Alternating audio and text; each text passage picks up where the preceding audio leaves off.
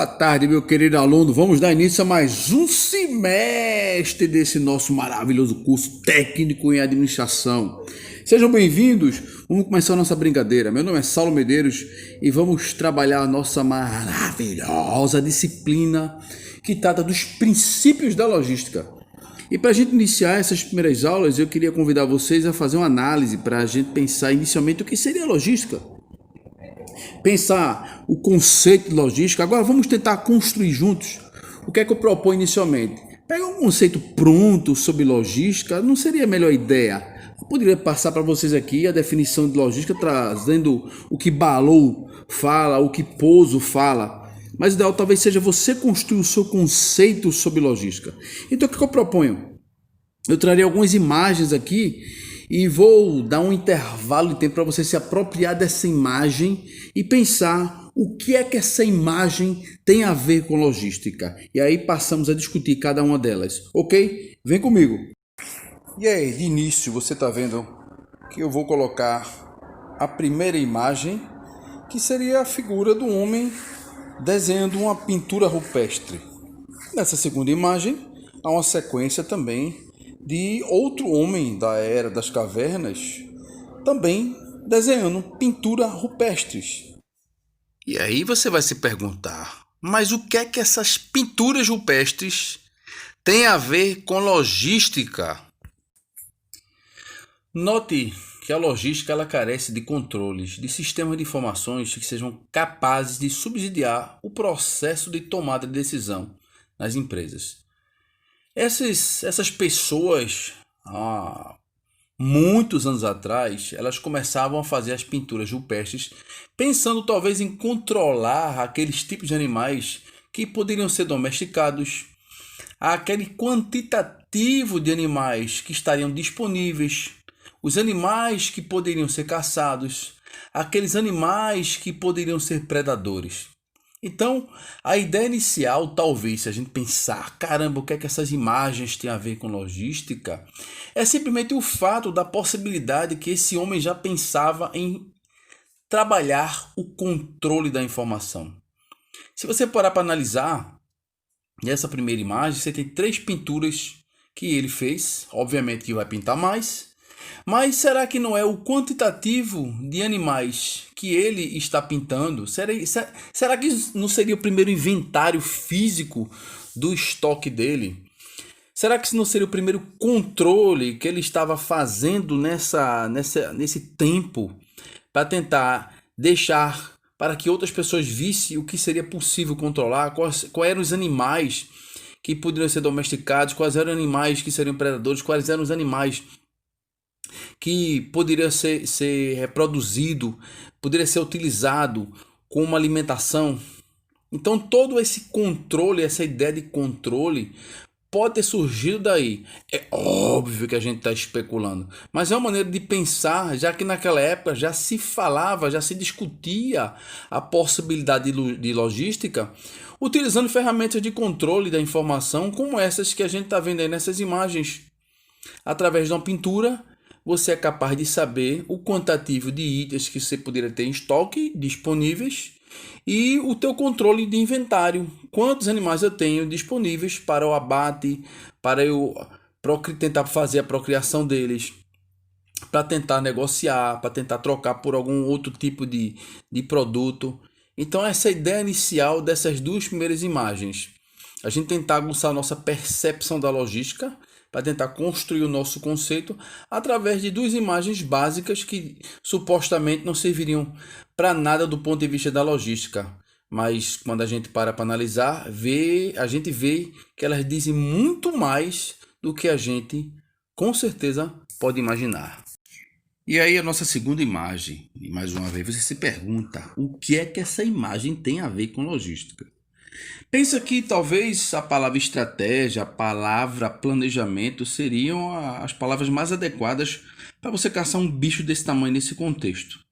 Levando em conta também que não era só essa situação que eles encontravam. Encontravam talvez situações como essa que a gente vê agora, de extremo frio, e era mais difícil, consequentemente, caçar. Bom, imagina também que o predador desse animal também não deveria ser pequeno. E talvez eles não tivessem um tempo muito grande para criar a estratégia de pegar um animal desse, cavar um buraco, eles ser pego nessa armadilha, eles matarem esse animal, cortarem a carne e levar para a aldeia.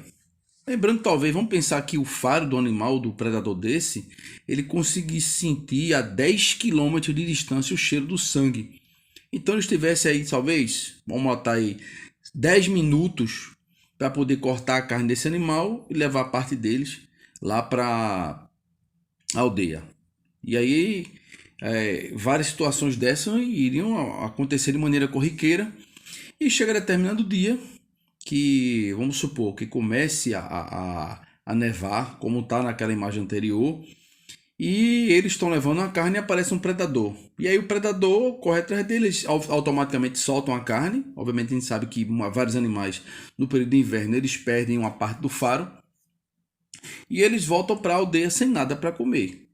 E eles esperam 2, 3 dias para voltar a caçar e no meio do caminho eles voltam, e aí é viagem, né? Voltam no meio do caminho, eles dão um chute sem querer no meio da neve e esbarram com aquele pedaço de carne que foi abandonado. Então eles começam a entender, talvez, e aí eu estou especulando, que o frio seria uma maneira de você conservar aquele alimento. Então, nesse período, a logística teria a ver com a questão da armazenagem do produto. Primeiro, o contato da armazenagem. Consegui visualizar isso. E daí, talvez, eles comecem a entender que existiria a possibilidade de eles abaterem o animal, levarem, talvez, para o cume de alguma montanha gelada, e pegar essa carne, a maioria da parte da carne, que eles iriam levar, eles deixavam separados, e o outro restante, eles poderiam chegar lá, cavar um buraco no meio da neve e colocar essa carne para que ela tivesse um tempo de vida, de conservação maior. E aí, nesse período de inverno mais rigoroso, eles talvez teriam a possibilidade de não ter a possibilidade de caçar, até para não se arriscar no período desse tão complexo. E quando eles precisassem da alimentação, da comida, da carne, eles iriam até o cume dessa montanha e pegariam essa carne congelada, levariam para a aldeia. Lá eles, obviamente, iam descongelar essa carne e aí eles iriam consumi-la como mais uma possibilidade de continuar com a sua alimentação e tentariam ver o que poderia ser que eles pudessem complementar mais com a sua alimentação nesse período. Mas a gente poderia pensar que essa imagem seria o início do processo de armazenagem, adequação da armazenagem através do frio, do gelo, para garantir que o alimento ele durasse mais. Já nessas duas outras imagens que eu vou mostrar agora para vocês, talvez seja mais fácil você conseguir associá-las à questão da logística, porque eu estou trazendo as caravelas e elas estão atreladas ao modal de transporte que é utilizado, que é o modal marítimo. Só que existe uma complexidade nesse contexto, porque nessa época a gente sabia que não tínhamos os meios de navegação que temos hoje através dos GPS. E está associado à logística não só a questão do transporte, mas o planejamento, a estratégia de uma viagem que durava 6 meses para chegar de um lugar para o outro. E, consequentemente, você vai ter que pensar, dependendo do tamanho da sua frota, do tamanho do quantitativo de pessoas que vão estar dentro desse navio, o tipo de alimento que você vai levar. Fruta é uma coisa que se deteriora. Então, provavelmente, eles usavam como opção o uso de grãos. E a quantidade de grãos que seriam necessários para uma viagem de 6 meses. Como é que eles faziam esse cálculo? A gente vê na história que existem vários problemas com relação à carência de alimentação. Nem tanto a carência de alimentação, mas a carência de vitaminas associadas como a vitamina C, que a gente viu que na história fala-se muito da questão do escorbuto, que ceifou a vida de várias pessoas. Então, o alimento era primordial nesse tipo de navegação. E garantir uma alimentação de qualidade talvez fosse um grande desafio, porque você conseguiria... Será que eles teriam essa visualização do tipo de alimento que não se deteriorava? Claro que sim.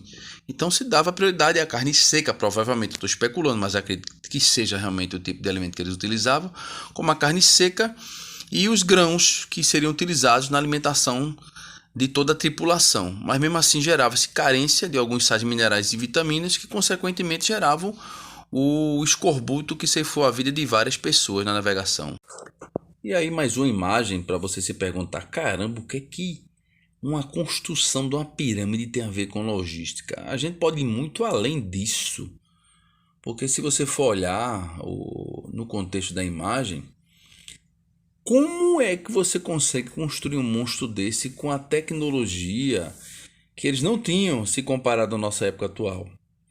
Mas veja só, dentro do contexto da logística, é você pensar que antes de você ter uma pedra desse tamanho, você pensar em transportá-la, você tem que ter um sistema de produção para poder fazer a lapidação dessa pedra, cortar ela no tamanho exato, a transportá-la da maneira mais rudimentar possível, o quantitativo de pessoas que serão necessárias para poder movimentar essa pedra, a quantidade de alimentação que seria necessário para você suprir a carência alimentar de cada um desses escravos que estavam transportando, o quantitativo de água suficiente para matar a sede dessas pessoas, a questão do preparo da alimentação, a questão do acampamento para que eles conseguissem dormir, a montagem da estrutura para que você conseguisse deslocar essa pedra até o topo dessa pirâmide. Então, são várias informações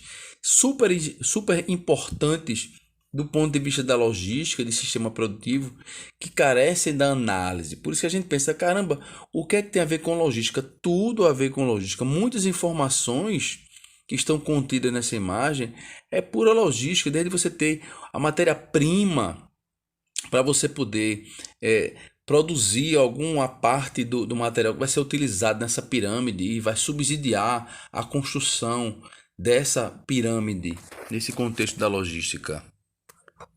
E aí outra imagem que você também vai se perguntar, o que é que essa imagem dos escravos transportando não sei nem o que tem a ver com logística? Primeiro a questão da exploração, de a gente analisar como é que fica o transporte, a questão da ergonometria, a maneira melhor de transportar sem prejudicar a coluna, sem prejudicar esses escravos que estavam transportando. Ninguém pensava nisso. Se você for parar para analisar, inclusive, o local onde eles estão transitando, estão andando, é extremamente acidentado, que consequentemente prejudica mais ainda a coluna deles. Mas a ideia da imagem é você ver que o transporte era feito de maneira rudimentar, mas é importante a gente olhar como eram transportados. Vocês estão vendo essas sacas, presumo eu, pode ser o café, pode ser o algodão, mas para vocês verem a questão da logística, o envolvimento da logística, quanto ao tipo de embalagem que era utilizada. Aí você vê o quanto é importante a embalagem, você embalar o produto que vai ser transportado para que ele não caia, ele não se perca no meio do caminho. Então, por isso a importância dessa imagem.